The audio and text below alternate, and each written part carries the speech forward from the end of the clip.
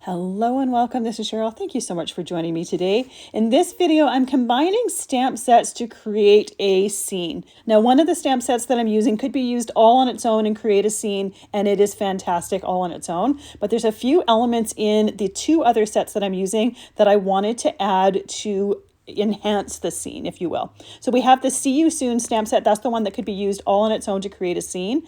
Then I have What the Krill, and I'm going to be using the Can't Wait to See You, and the C is spelled S-E-A, as well as some of the shells and the starfish on that one.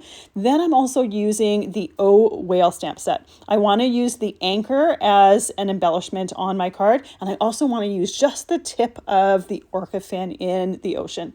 So we're going to start by stamping the background stamp. So this is going to be done with the See You Soon stamp set. And like I said before, this one could be used on its own to create a great scene card. And I've done it before. I will link it at the end of this video. This time I want to color this image with Copic markers. I've done it before with just a very simple ink blending. I've also used this stamp set with watercolor. So there's many different ways that you can use this stamp set and color it, and it looks fabulous any way that I've used it. This time I want to do some simple Copic blending. This is Copic coloring that can easily be done with beginners. You don't need to be a Copic master in order to do this. It's super simple. So I'm going to start off with my water stamp, the bottom grass stamp, as well as the seagulls in the air stamp. I am stamping them with some black Memento ink.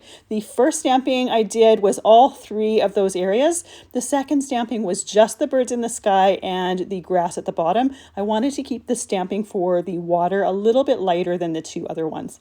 I'm also going to be taking a couple of the shells from the What the Krill stamp set and stamp them on the beach. And then I'm going to be taking the starfish as well as one of the other shells and stamp it on a separate piece of cardstock so that I can do some fussy cutting and add a little bit of dimension to the card by having extra pieces glued onto it. So I'm going to be stamping those with the black Memento ink as well. This is my favorite ink for using when I'm coloring with Copic markers or alcohol-based markers. And I love the fact that once I stamp that image, it's not going to go anywhere. And what I mean by that is it's not going to blend or bleed the ink that I've stamped with. I've used Memento with Copic markers for years and never had an issue with the ink that I've used to stamp bleeding at all. So on my scrap piece of paper here, I'm going to stamp the other seashell once, and then I'm going to be stamping the small starfish from the What the Krill stamp set. The large one, in my opinion, was too big for the scene, so I just did two of the small one.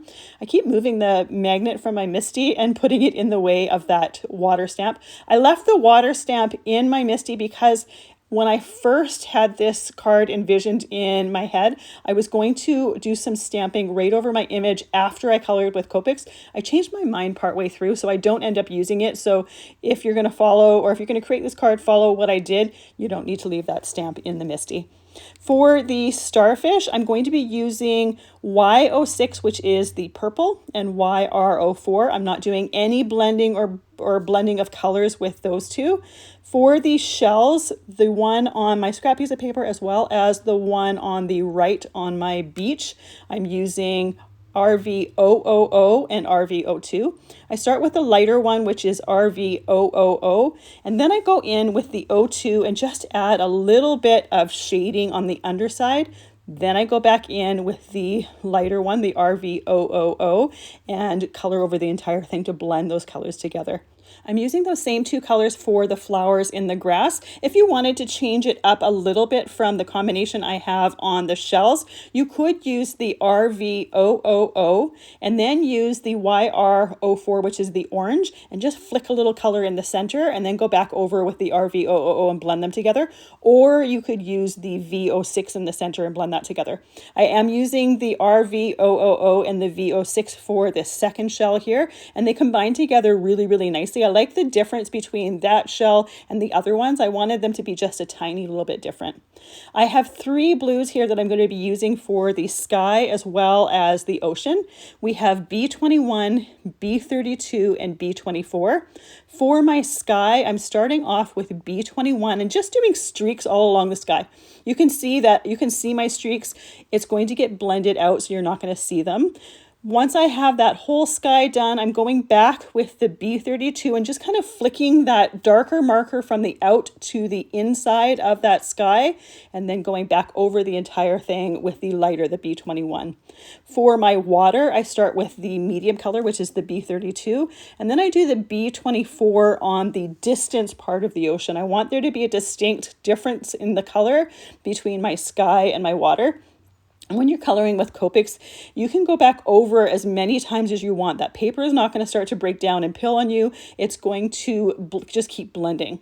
For my beach, I'm using E35 and E33. The 33 is the lighter color. This is the first color I'm using here. I always start with the lighter color, then go in with the darker color, and then back with the lighter color to blend them together. Now, my light brown here is looking a little bit streaky. I stop in the middle of this and I refill the marker. That's one of the reasons why I love Copic markers, is because you can refill them. You can buy refill separate, and I just like to drop the ink on both the chisel end and the brush end, and it just absorbs into the marker. You could also take the chisel end out and just refill right into the body of the marker, but I tend to just do it really quickly and just do it right onto the brushes as well as the chisel end of the marker. Once I have my pen refilled, you can see that they blend together a lot better. We're getting a lot more ink out of that marker, and it's blending that darker color into that lighter color just a little bit better. Now I am going around the shells on the beach there. I don't want to color right over top of them. I want to make sure that we can see them through there. For the fence posts, I'm starting with the E35, which is the darker color that I used on the beach, but then I'm going to go with E37, which is a darker shade, and I'm going to shade those fence posts. So right towards the bottom and towards the right side of the fence post, we're having a little bit of a darker area. Then I go back over with that E35 and blend all of them together. So you can see how quickly this scene comes together. We have a limited palette, but it comes together really quickly. For my grass, I'm using YG 63 and 67. I'm starting with the base of the grass using the light color and just kind of flicking my marker up when I'm at the beach area. For the side of the path here, I did just kind of do it in a little bit of a circular motion, kind of looking like mounds of grass, if you will.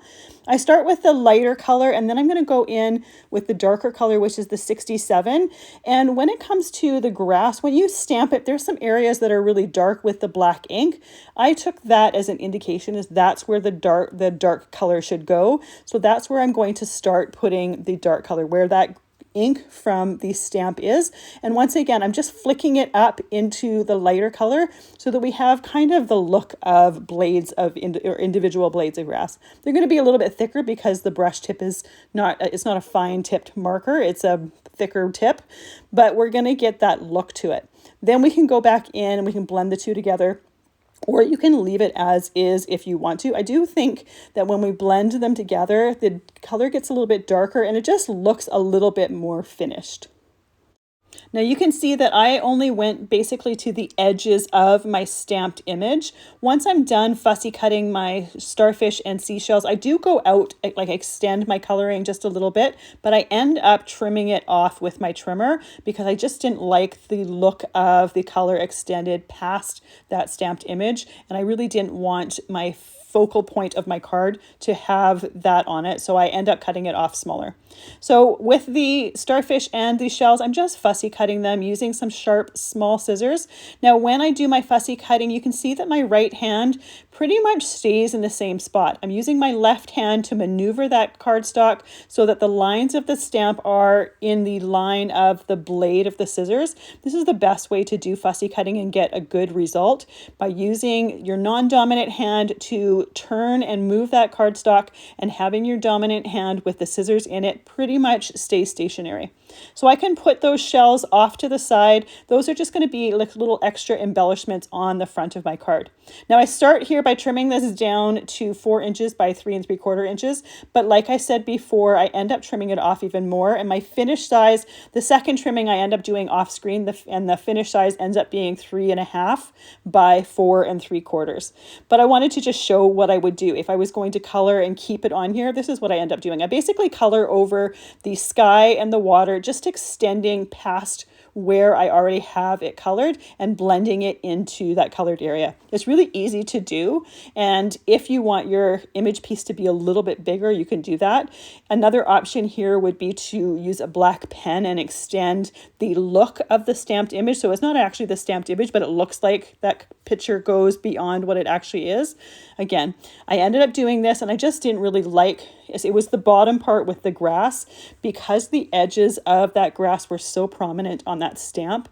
In my opinion, it just looked off. It looked a little bit odd to have like a harsh edge with that black ink. You can't really see it in the video as much as you can see it in real life. I just didn't like it, so I adapted my original plan. Now, to give a little bit of extra texture and a little bit more interest to my beach scene here, I want to add a little bit of heat embossing. Like I said before, my orca here, I'm only using the tip of that whale fin. I want it to look like there's a whale swimming in the water, so I use a ripped piece of scrap paper to mask off the water. Just ink, the Versamark ink on top of that fin on that stamp, and then I just stamp it. And then I ended up stamping it a little bit larger than I wanted it to, so I just used a brush to brush off some of the embossing powder underneath to make it just a little bit smaller, and then put the rest of that embossing powder in my jar, and then I use my heat tool to melt that powder.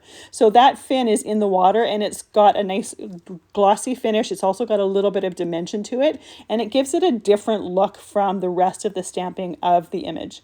For the next bit, I want to put the sentiment that says, can't wait to see you, and the C is SEA. I'm going to put that right above the horizon line, and I'm also going to stamp that anchor. I'm going to heat emboss both of them with silver embossing powder. Again, it's going to give a different finish because we have a metallic finish for this, and it's also going to give both the sentiment as well as the anchor a raised look to it.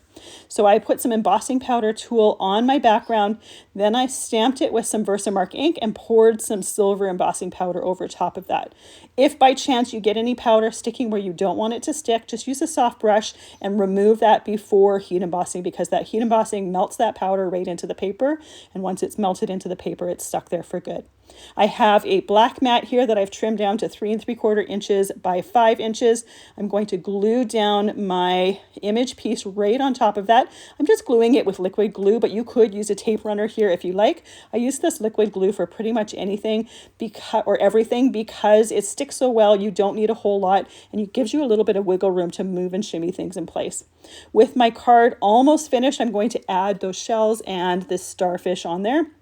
Just putting it over top of the shells that I already have stamped there, just to give it a little bit of dimension and make it look like that beach is a little bit fuller with those shells. Now I wanted to lighten my stamped image of the water, so I'm using a white Posca pen. It doesn't cover it completely, it just lightens the color a little bit.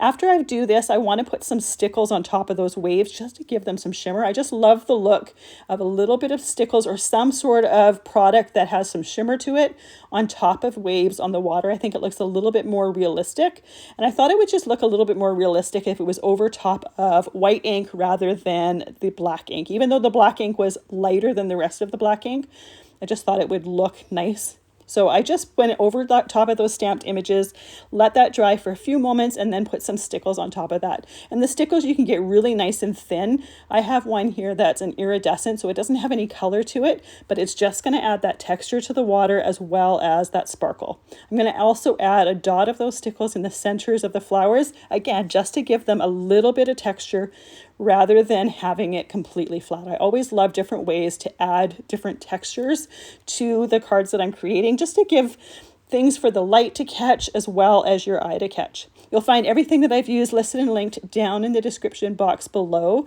but I just love finding different ways to combine different sets together to just take them to the next level and change up the scene just a little bit. Thank you so much for joining me today. I really appreciate all the time that you spent with me. I hope you have a fantastic day.